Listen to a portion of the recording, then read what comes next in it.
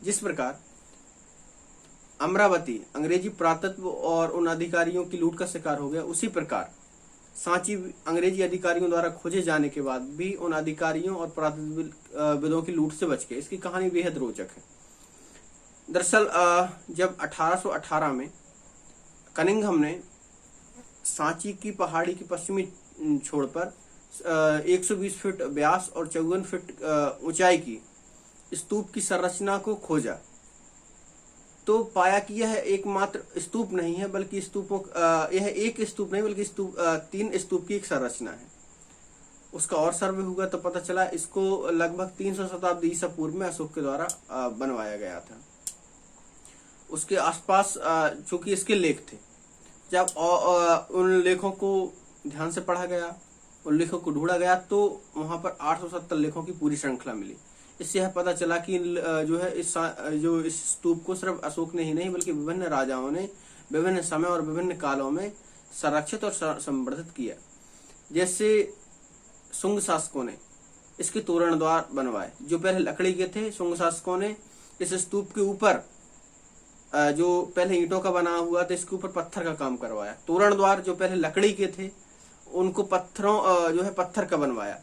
उसके बाद सातवाहन शासक सातकर्णी ने दक्षिणी तोरण द्वार के ऊपर वहां पर काम कराया।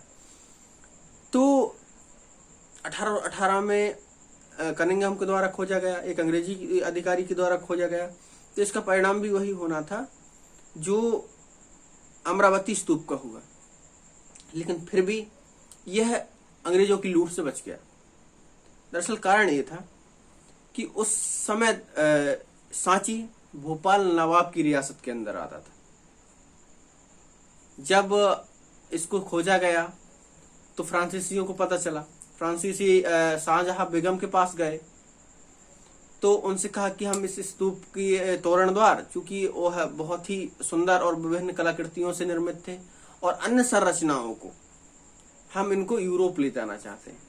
जब जो है अंग्रेजों ने देखा कि फ्रांसीसी इन संरचनाओं को लेने के लिए आए हैं, तो वो भी जो है शाहजहां बेगम के पास आए, और उन्होंने भी जो है कहा कि हम भी इन्हें लंदन की म्यूजियम में ले जाकर रखना चाहते हैं। इसलिए हमें फ्रांसीसियों को नहीं बल्कि हमें इन तोरण द्वार को और विभिन्न कलाकृतियों को ले जाने की अनुमति दीजिए।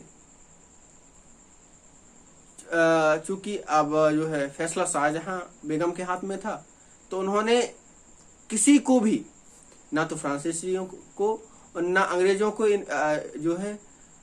तोरण द्वार और अन्य अलग कलाकृतियों को ले जाने की अनुमति नहीं दी, बल्कि खुद जो है सांची के स्तूप के संरक्षण और उसका पुनर्निर्माण करने के लिए जो है रकम खर्च की।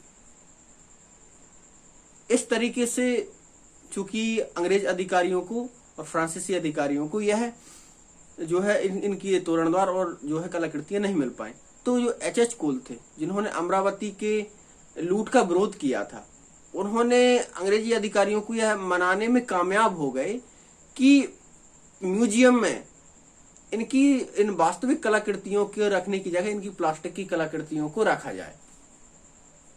इस प्रकार चूंकि शाहजहां बेगम और उनके उत्तराधिकारी सुल्तान जहां बेगम के विशेष योगदान के कारण और कोल द्वारा किए गए प्रयास के कारण सांची का स्तूप बिल्कुल ज्यों का त्यों संरक्षित बच गया।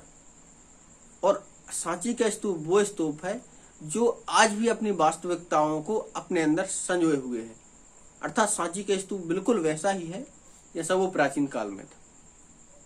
इस तरीके से 1986 में इसको यूनेस्को ने विश्व धरोहर को घोषित कर दिया, और अब सांची का स्तूप वो जो जितने 84,000 स्तूपों की बात कही गई थी, उन 84,000 स्तूपों में जो अभी तक पूरे खोजे नहीं गए हैं, जितने भी स्तूप खोजे गए हैं, उन सारे स्तूपों में सांची का स्तूप विश्व में सबसे अधिक प्रसिद्ध है।